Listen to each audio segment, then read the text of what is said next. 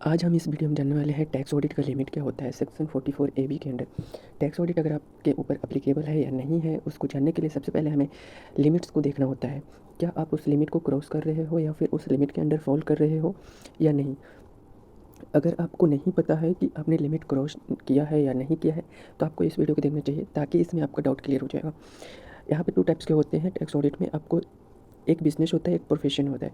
Profession में सबसे पहले बात करते हैं, अगर आप प्रोफेशन में बात करना चाहते हैं कि टैक्स ऑडिट का लिमिट क्या होगा, तो प्रोफेशन में आपका 44A(b) में जो टैक्स ऑडिट का लिमिट है कि ग्रॉस रिसिप्ट, जो भी आपका ग्रॉस रिसिप्ट है वो 50 लाख या फिर 50 लाख से ज़्यादा हो जाता है तो आपको टैक्स ऑडिट करवाना मैंडेटरी हो जाता है। तो ये प्रोफेशन का लिमिट था। अब बात कर लेता हूँ बिज़नेस में कि अगर बिज़नेस है आपका और आप 44A(b) में अपना रजिस्ट्रेशन टैक्स ऑडिट कराना चाहते हैं तो आपको क्या लिमिट रहेगी। तो बिज़नेस के केस में आपका टर्नओवर लेस दैन और इक्वल टू 1 करोड़ है तो उसमें आपको टैक्स ऑडिट कराने की ज़रूरत नहीं पड़ती है। अगर टर्नओवर 1 करोड़ से ज़्यादा हो जाता है तो उसमें आपको टैक्स ऑडिट कराने की ज़रूरत पड़ती है। अब इसमें ये देखना होता है कैश ट्रांजैक्शन कितना है आपका। अगर कैश ट्रांजैक्शन लेस दैन और इक्वल टू 5% है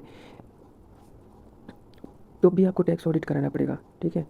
और इफ़ टर्नओवर 10 करोड़ से ज़्यादा हो जाती है और उसमें भी कैश ट्रांजैक्शन 5% से कम है तो आपको तो मैंडेटरी है यहाँ पे ऑडिट कराना पड़ेगा। तो ये हमारा छोटा सा था एक सेशन जिसमें आपको हमने बताया कि टैक्स ऑडिट का लिमिट क्या रहेगा।